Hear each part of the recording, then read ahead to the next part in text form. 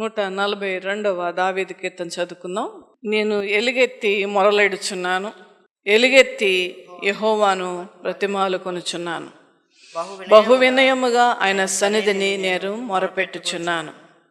నాకు కలిగిన బాధ ఆయన సన్నిధిని తెలియచెప్పుకొనుచున్నాను. ప్రార్థన చేసుకుందాం. తండ్రి అయిన దేవ, పరిశుద్ధుడా, నీకు స్తోత్రాలు చెల్లిస్తున్నాము. తండ్రి, నేను మాట్లాడుట కాదు నాయన, నా యొక్క తలంపులు అంతకంటే కాదు ప్రభువా. నీవు మాట్లాడితే బిడలకు ఆదరణ నాయన. వారి హృదయాల్లో ఎంతో గూడుగట్టుకున్న బాధ ఉన్నది ప్రభువా. వివిధ రకాలైనటువంటి శోధనలో, బాధలలో, అనారోగ్యముతో, కుటుంబ పరిస్థితులలో బిడలు కొట్టుమిట్టాడుచున్న ఈ బిడలకి నాయన వాక్యము ద్వారా నీవే ఆదరించమని ప్రార్థిస్తున్నాను. వాక్యము ద్వారా ఓదార్పునిమ్మని ప్రార్థిస్తున్నాను. వాక్యము ద్వారా బిడలను బలపరచమని ప్రార్థిస్తున్నాను. నీ వైపు చూచి నాయన ముందుకు సాగుటకు నాయన నీ బలమైన హస్తముతో బిడలను ప్రభువా మీరు ఆదుకొనమని, ఈ వాక్యము ద్వారా మమ్మల్ని అందరినీ బలపరిచి మా హృదయములో ఉన్న ప్రతి గూడుగట్టుకున్న ప్రతి ఒక్క వేదనను తీసివేయమని యేసయ్య నామమున అడుగుచున్నాను తండ్రి. Amen, amen, amen. నేను ఎలుగెత్తి యెహోవాకు మొరలెడుచున్నాను, ఎలుగెత్తి యెహోవాను బతిమాలుకొనుచున్నాను. ఎలుగెత్తి అంటే అర్థం ఏంటండి? చాలా గట్టిగా. ఇక్కడ దావీదు ఎందుకు ఎంత బాధపడుతున్నాడు? రాజు, సమస్తము ఆయన చేతిలో ఉన్నవి, సమస్తము ఆయన ఆధీనంలో ఉన్నవి.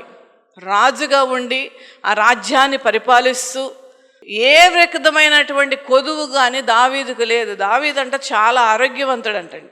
ఎందుకంటే చిన్నతనము నుండే కాయా కష్టం చేసినటువంటి వ్యక్తి దావీదు. శారీరకముగా చాలా బలవంతుడు.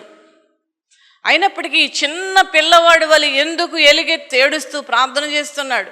చూడండి, నేను ఎలుగెత్తి యెహోవాకు మొరలెడుచున్నాను, ఎలుగెత్తి యెహోవాను బతిమలాడుకొనుచున్నాను, బహు వినయముగా ఆయన సన్నిధిని నేను మొరపెట్టుచున్నాను. చాలామందికి ఏమీ లేకపోయినా సరే చాలా యాటిట్యూడ్ చూపిస్తారండి. యాటిట్యూడ్ అంటే అర్థం ఏంటంటే నా అంతటోడు లేడు, నేనే, నాకేంటి తక్కువ, ఇటువంటి యాటిట్యూడ్ చూపించేటువంటి వాళ్ళు ఉన్నారు. కానీ అది దేవుని సన్నిధిలో కుదరదండి. ఇంటికి వెళ్ళినప్పుడు కూడా దేవుని ఆత్మ నీలో ఉంటే అదే యాటిట్యూడ్ వచ్చేస్తుంది. ఇక్కడ ఒక చోట, లోపల ఒక చోట కాదండి. అది దేవుడు చూస్తూ ఉంటాడు. గమనించుకోండి దేవుని బిడ్డలారా. బహు వినయముగా అనేసరికి నేను మొరపెట్టుచున్నాను. నాకు కలిగిన బాధ ఆయన సన్నిధిని తెలియజెప్పుకొనుచున్నాను. ఆయన సన్నిధిలో ఉన్న గొప్పతనం అదండి. నాకు కలిగిన బాధ ఆయన సన్నిధిని నేను తెలియజెప్పుచున్నాను. నాకు కలిగిన బాధ. మనం ఏంటంటే కనపడిన వాళ్ళందరికీ, కానీ చెప్పుకోవాల్సింది ఎవరికండి? ఆ టైంలో నువ్వు మోకరించి ప్రార్థన చేస్తే ఎంత బాగుంటుంది.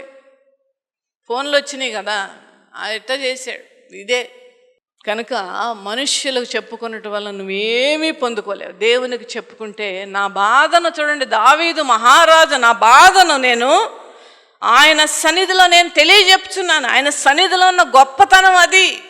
నా ప్రాణము నాలో కృంగినప్పుడు, ఎంత లోతైన మాట అండి ఇది. నా ప్రాణం అంట నాలో కుంగిపోయింది. ఈ అనుభవంలోనికి కూడా మనందరం కూడా వెళ్తున్నాం. ఒక్కొక్కసారి వచ్చేటువంటి ఇబ్బందులు, నా ప్రాణము నాలో కృంగిపోయింది, నా మార్గము నీకు తెలియను, నేనేం చేయాలో, నేను ముందు ఏం చేయాలి, నీ బ్రతుకుని ఏం చేయాలి, నా మీద వస్తున్న శత్రువులకు ఎలా ఎదుర్కోవాలి, నాకు వస్తున్నటువంటి యుద్ధాలను నేను ఏ విధముగా ఎదుర్కోవాలి, నా మార్గం నీకు తెలుసు కదా ప్రభువా, నువ్వే నాకు తెలియజేయి. నన్ను పట్టుకొనుటకై నేను నడవవలసిన త్రోవలో చాటుగా పగవారు ఉరినొడ్డుకొని ఉన్నారు. నన్ను పట్టుకోవాలని. ఈ విధమైనటువంటిది ఏంటంటే, చూడండి దేవుని బిడ్డలారా, సాతాను ఇట్లా నల్లటి బట్టలు వేసుకొచ్చేసి 4 కొమ్ములు నెత్తి మీద పెట్టుకొని కళ్ళన్నీ ఎర్రగా పెట్టి నాలుకంతా బయటకు చాపి నీ మీదకు రాదు. మనుష్యుల ద్వారానే సాతాను మీ జీవితంలో ప్రవేశిస్తుంది. అలా చెప్తున్నాను, మనుష్యుల ద్వారానే మీ జీవితంలో సాతాను ప్రవేశిస్తుంది. మొట్టమొదటి పాయింట్, ఏ విధముగా పడేయాలి, ఏ విధముగా రోగం తీసుకొచ్చి పెట్టాలి, ఏ విధముగా కుటుంబంలో శోధన తీసుకుని రావాలి. కనుక చూడండి దేవుని బిడ్డలారా, మనల్ని ఎప్పుడూ కూడా మనుష్యుల ద్వారా, ఆ తర్వాత పరిస్థితుల ద్వారా, ముందు మనుషుల ద్వారానే మనం పడిపోతాం. పొంచి ఉంటుందంట, పొంచి ఉంటుంది. చూడండి దేవుని బిడ్డలారా, చాలా జాగ్రత్తగా మన జీవితాన్ని నడుపుకోవాలండి. పొంచి ఉంటుంది. నన్ను పట్టుకొనటకై నేను నడవలసిన త్రోవలో, అంటే ఈ రూటులో వస్తాడు దావీదు. అందుకని ఆ చెట్టు చాటన, లేదంటే ఆ పొద చాటున, లేదంటే ఒక పాడుబడిపోయిన రూమ్ పక్కన, లేదంటే ఒక కారు పక్కన చాటుకొని ఎప్పుడు వస్తాడా. ఇక్కడ కూడా చూడండి, దావీదు నడవలసినటువంటి ఆ త్రోవలు అంట పొంచి ఉన్నారంట శత్రువులు. మన జీవితంలో కూడా అంతే దేవుని బిడ్డలారా. మనుష్యుల ద్వారా అపవాది మనకి ట్రబుల్ చేస్తుంది. అది భర్త అవని, అది భార్య అవని, ఒకసారి బిడ్డలవని, ఇంటి పక్క వాళ్ళవని, ఇంకోటవని ఏదో ఒక రీతిగా. చూడండి దేవుని బిడ్డలారా, మనకి ఎప్పుడు బాధ ఉండాలంటే మనతో పాటు ఉన్నటువంటి వారినే టార్గెట్ చేస్తుంది. ఎందుకంటే అప్పుడప్పుడు చేసేటువంటి వాళ్ళు, ఏదో బంధువులు అప్పుడప్పుడు కలిసే వాళ్ళతో ట్రబుల్ తీసుకుని వస్తే అప్పుడప్పుడే బాధపడతావు. నువ్వు ఎప్పుడు బాధపడాలంటే నీతో పాటు ఎప్పుడు ఉండే వాళ్ళ ద్వారానే తీసుకుని వస్తుంది. చూడండి, దావీదు నడుచుచున్న మార్గములో అంట పట్టుకొనటకై చాటుగా పగవారు ఉరినొడ్డుచున్నారు. నా కుడి పక్కన నిదానించి చూచినప్పుడు, చూడండి, నా కుడి పక్కనప్పుడు పోనీ ఎవరన్నా ఉన్నారా? వాళ్ళ మీదకి వచ్చినప్పుడు నన్ను రక్షించేవాళ్ళు ఎవరైనా ఉన్నారా? నన్ను కొట్టడానికి వాళ్ళు వచ్చినప్పుడు నన్ను రక్షించేవాళ్ళు ఎవరైనా ఉన్నారా అని నా కుడి పక్క నిదానించి చూడుము. నన్ను ఎరిగిన వాడు ఒక్కడు కూడా లేడు. ఎంత అద్భుతముగా ఆ బాధను దావీదు తెలియజేస్తున్నాడు చూడండి దేవుడికి. నన్ను ఎరిగిన వాడు ఒక్కడు కూడా లేని ఈ అనుభవంలోనికి ప్రతి ఒక్కరం వెళ్తాం. పక్కనే భార్య ఉంటుంది, పక్కనే భర్త ఉంటాడు, మనతో పాటు బిడ్డలు ఉంటారు, మన స్నేహితులు ఉంటారు, అందరు ఉంటారు. కానీ ఒంటరి ఫీలింగు, నేను ఒంటరిని,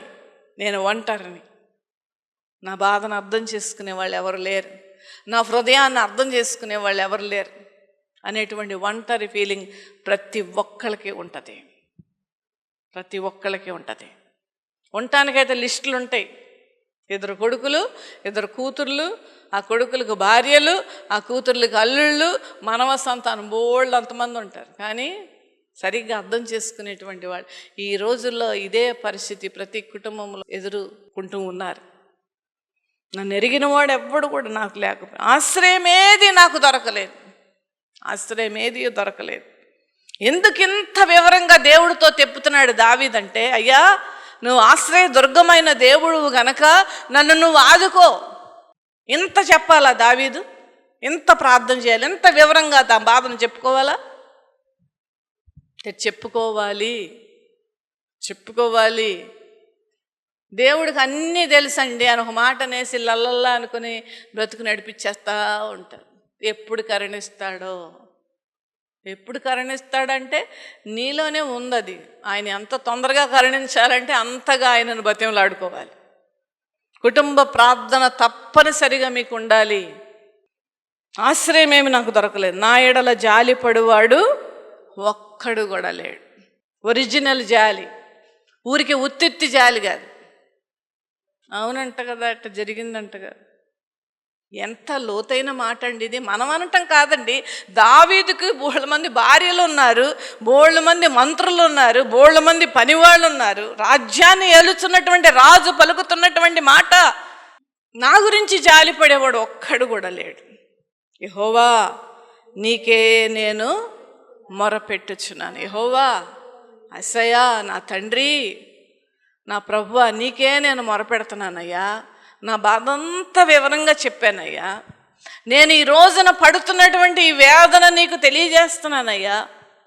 నా ఆశ్రయము నీవే. ముందంతా బాధ చెప్పుకొని అప్పుడు దేవుడితో ఏమంటున్నాడండి, నా ఆశ్రయము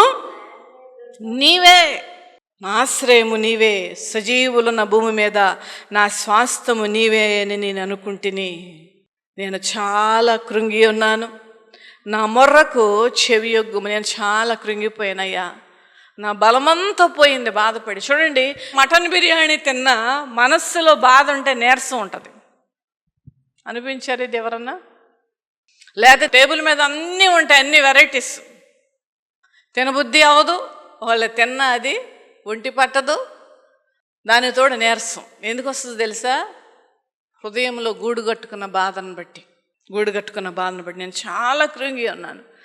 నా మొర్రకు చెవియొగ్గుము, నన్ను తరుమువారు నాకంటే బలిష్ఠులు, చేతిలో నుండి నన్ను విడిపింపము. నన్ను తరుమువారు నాకంటే బలిష్ఠులు. ఎందుకంటే దావీదు ఒక్కడున్నాడు, ఆయనను తరిమేటువంటి వారు చాలామంది ఉన్నారు. దావీదు ఒక్కడున్నాడు, ఆయన తరిమేటువంటి వారు చాలామంది ఉన్నారు. అందుకే చెప్తున్నాడు, నేను ఒక్కడనే ప్రభువా, వాళ్ళు నాకంటే బలిష్ఠులు, వారి చేతిలో నుండి తప్పించే దేవుడువు నీవయ్యా, నువ్వే తప్పించగలవు. అందుకే నేను ఆశ్రయిస్తున్నాను. నా మొర్రను దయతో ఆలకించయ్యా, నీవే నా దిక్కు ప్రభువా. నేను నీ నామమునకు కృతజ్ఞతాస్తుతులు చెల్లించినట్లు చెరసాలను నుండి నా ప్రాణము తప్పింపము. ప్రశ్న వేస్తున్నాను దేవుని బిడ్డలారా, దావీదు చెరసాలలో ఉన్నాడండి? చెరసాలలో లేడు, కానీ అతని ఫీలింగ్ ఎలా ఉన్నది? కీర్తనలు చాలా అద్భుతంగా ఉంటాయి. దావీదు ఫీల్ అయినటువంటి మాటలు చాలా అద్భుతంగా ఉంటాయండి. దావీదు తప్పు చేసినప్పుడు దేవుణ్ణి 7 రోజులు ఉపవాసం ఉండి బతిమలాడి ప్రార్థన చేశాడు. 7 రోజులు. అప్పుడు ఏమన్నాడు తెలుసా? నీవు నాకు రక్షణ ఆనందము మరలా కలగచేయము, అప్పుడు నీవు విరిచిన ఎముకలు హర్షిస్తాయి. హర్షం అంటే ఏంటి అర్థం? సంతోషం కంటే మించినది. అంటే దేవుడు ఎముకలు ఇరిచాడండి, ఇరవలా. కానీ దావీదు అలా ఫీల్ అవుతున్నాడు. దేనికి తెలుసా? పశ్చాత్తాపం. నా దేవునికి వ్యతిరేకంగా నేను తప్పు చేశాను, నా దేవునికి వ్యతిరేకముగా దేవుని ఆజ్ఞలను నేను మీరాను, దేవుని మాటను నేను వినలేదు, దేవుని మాటను పెడచెవిని పెట్టాను. అందుకనే ఆ పశ్చాత్తాపము నా తండ్రికి, నా ప్రభువుకి, నా రక్షకుడికి వ్యతిరేకంగా నేను ప్రవర్తించి తప్పు చేశానని ఆ బాధ అతని యొక్క శరీరంలో ఉన్నటువంటి ఎముకలన్నీ కూడా విరిచేసినట్లుగా ఫీల్ అవుతూ ఉన్నాడు.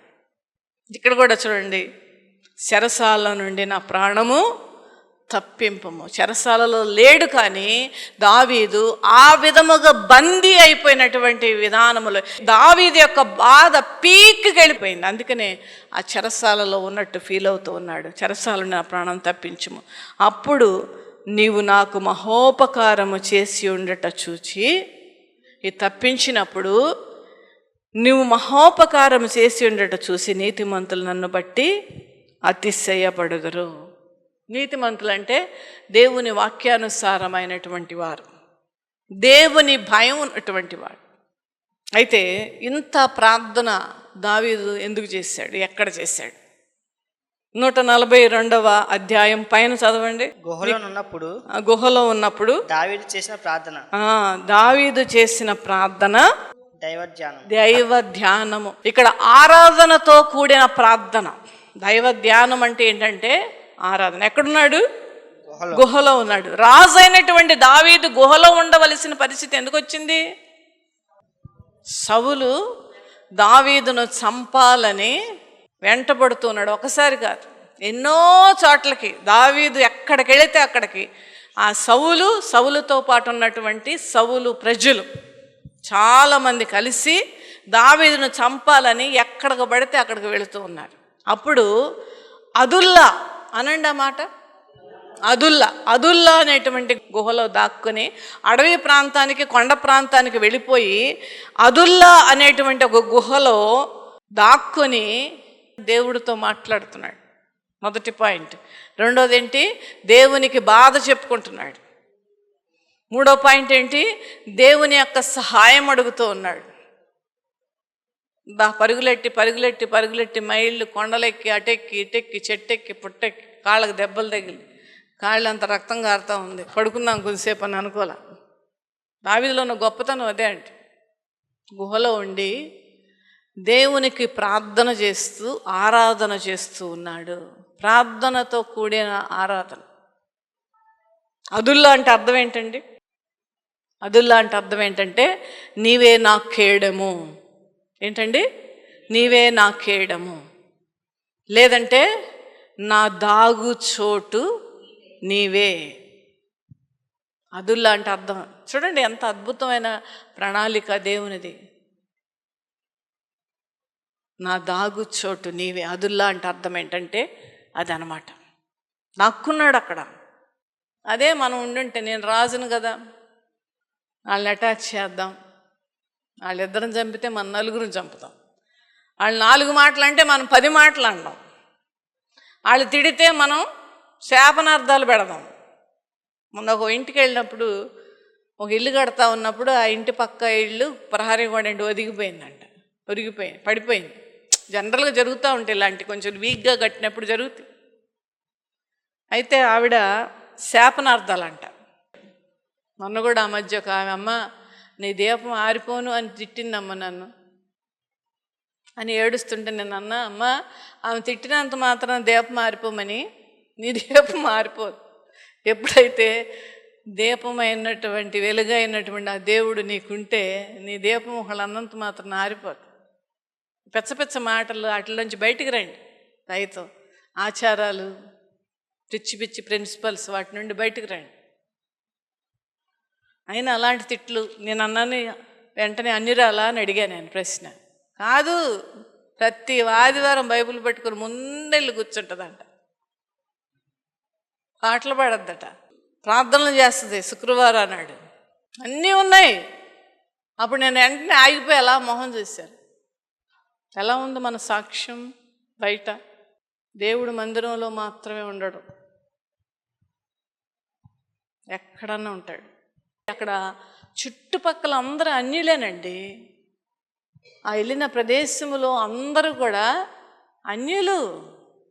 గట్టిగా రోడ్ల మీదకి వచ్చి ఒక క్రైస్తవురాలు శాపనార్థాలు పైనుంచి భర్త దగ్గర నుంచి మొదలేసి భార్య, వాళ్ళ కొడుకు, చిన్న పిల్లలను కూడా శాపనార్థాలు పెట్టి తిట్టింది.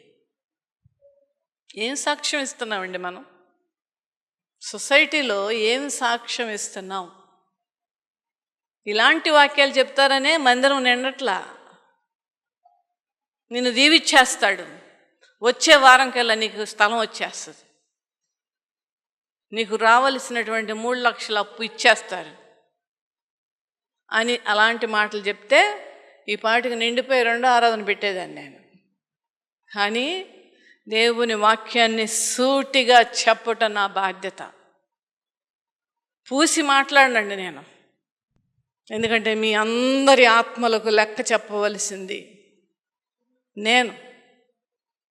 తప్పు చేస్తే మీకు పనిష్మెంట్ 50% ఉంటుంది. నేను కానీ అయ్యగారు కానీ తప్పు చేస్తే మాకు 100% ఉంటుంది. అది నా మాట కాదండి, వాక్యం చెప్తుంది. అందుకే నేను సేవకుడు అయ్యి ఉండొద్దు అని అపోస్తలుడైన పౌలు హెచ్చరిస్తున్నాడు. జాగ్రత్త, నీ ప్రవర్తన మందిరములో ఎంత బాగా దేవదూతల వలె ఉంటారో బయట కూడా అదే విధంగా ఉండండి. మీ చేతులెత్తి నమస్కారం పెట్టి చెప్తున్నాను, నా మందిరానికి వచ్చే నా బిడ్డలు బయట కూడా మంచి పేరును తెచ్చుకోవాలి. నీతిమంతులు సంతోషిస్తారంట. దావీదు మాట విని దావీదును రక్షించాడని. హల్లెలూయా, హల్లెలూయా. అదుల్లా గుహలో దాక్కుని ఆ యొక్క సవులు ప్రజలు వచ్చి ఈటలతో, బళ్ళాలతో, కత్తులతో, ఖడ్గాలతో వచ్చి ఆ దావీదును చంపాలని వెనకబడి దారి మాటున కాచి ఎప్పుడు ఆ దావీదును చంపాలని మరి అంటూ ఉన్నప్పుడు అదుల్లా గుహలోనికి వెళ్ళిపోయి అక్కడ దైవారాధనతో, అంటే దేవునిని ఆరాధిస్తూ ఆయన బాధను చెప్పుకొని నీవే నా ఆశ్రయమయ్యా అని ప్రార్థన చేసినదే ఈ కీర్తన. దేవుని బిడ్డలారా, మనమందరము కూడా ఈ విధమైనటువంటి శ్రమల గుండా వెళతాం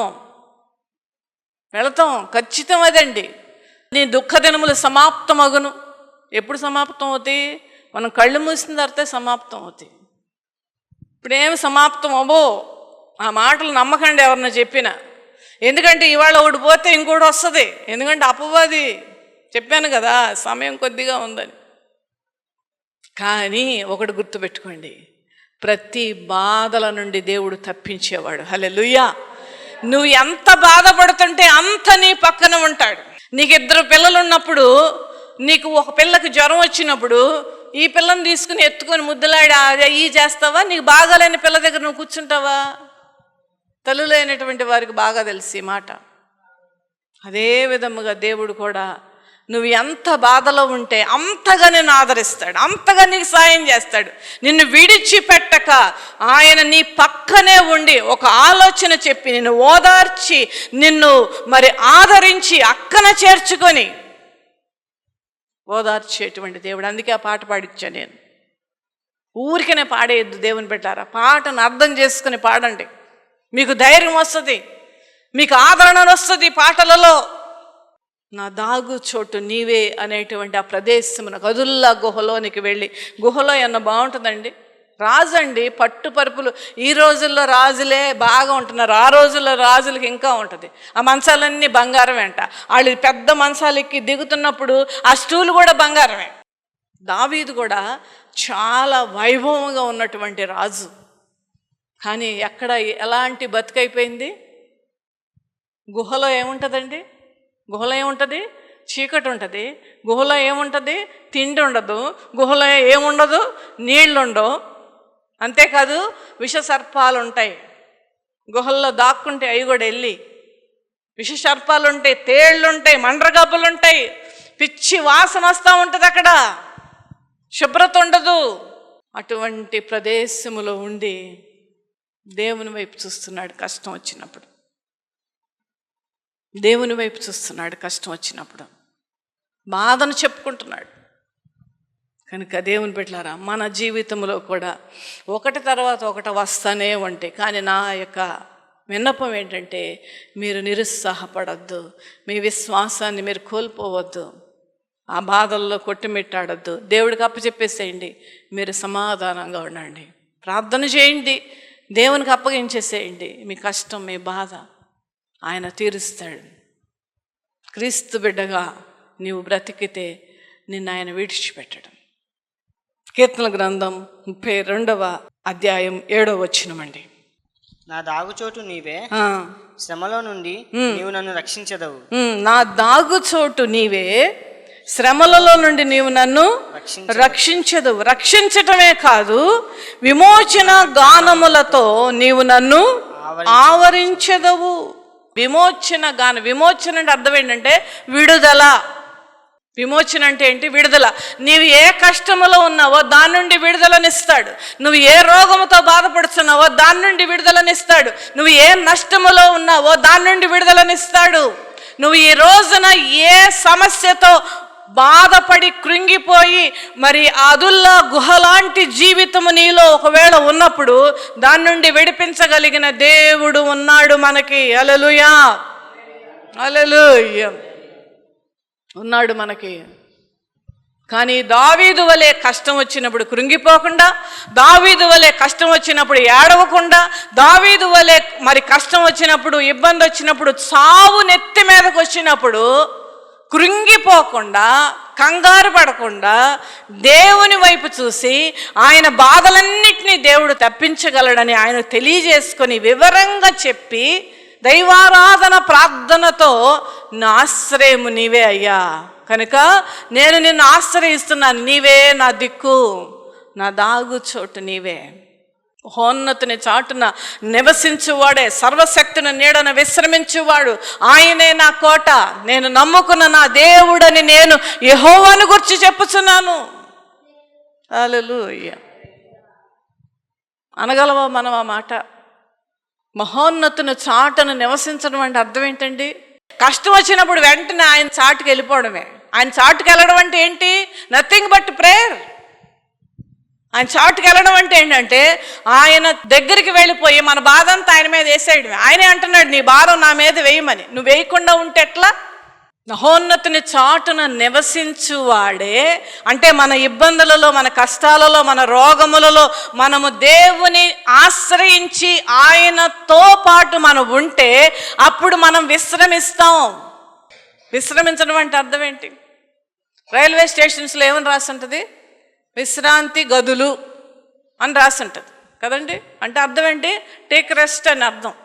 పెద్ద పెద్ద సిటీస్లో ఏసీ రూమ్స్ కూడా ఉంటాయి, రెస్ట్ తీసుకోమని. అంటే ఏంటి? ఎప్పుడైతే నీవు మహోన్నతుడైన ఆ దేవునిని చాటున నువ్వు ఉంటావో, ఆయన మీద నువ్వు ఆధారపడతావో, నీ బాధ అంతా నువ్వు చెప్పుకుంటావో, నీవే నా ఆశ్రయం ప్రభువా నన్ను తప్పించని నువ్వు ఎప్పుడైతే అర్థిస్తావో ఆయన నిన్ను విశ్రమించేటట్లుగా చేస్తాడు. హల్లెలూయా, హల్లెలూయా. అదుల్లా గుహ లాంటి జీవితం మన జీవితములలో కూడా ఉన్నాయి. దావీదు ఎదుర్కొన్నటువంటి ప్రతి సమస్య మనము కూడా ఎదుర్కొంటున్నాం. ఈ వాక్యాన్ని చూసి మనం అదే నేర్చుకోవాలి. దేవుని బిడ్డలారా, అదే నేర్చుకోవాలి.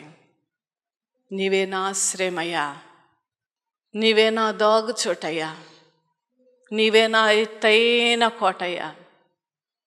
తట్టుకోలేకపోతున్నాను ప్రభా ఈ బాధలను, ఓర్చుకోలేకపోతున్నాను నాయన ఈ ఒంటరితనం. నా ముందున్నటువంటి ఈ సమస్యను ఏ రీతిగా నేను తీర్చుకొనగలను నాకు అర్థం కావట్లేదయ్యా. నువ్వు కలగజేసుకో నా జీవితాన్ని, నువ్వే నా దిక్కయ్యా అని మనం మొరపెట్టినప్పుడు దేవుడు ఖచ్చితంగా మనలో నా కష్టాల నుండి విమోచకుడైన దేవుడు విడిపించి ఆయన నామములో ఉన్న సమాధానం మనకు అనుగ్రహిస్తాడు. అటువంటి కృపా దేవుడు మనందరికీ అనుగ్రహించును గాక. Amen, amen. ఈ ఆత్మీయ సందేశం విని మీరు ఆత్మీయంగా బలపరచబడ్డారని మేము విశ్వసిస్తున్నాము. మీ ప్రార్థన అవసరతలు ఏమైనా ఉన్న యెడల మాకు తెలియచేయండి. మా ప్రార్థనా బృందం మీ కొరకు ప్రార్థించదము. మీ వ్యక్తిగత కుటుంబ సమస్యలకై దైవజనురాలు ప్రభు పేరిట ప్రత్యేకంగా ప్రార్థించి మీకు సలహాలు అందించెదరు. దేవుడు మిమ్మల్ని దీవించును గాక.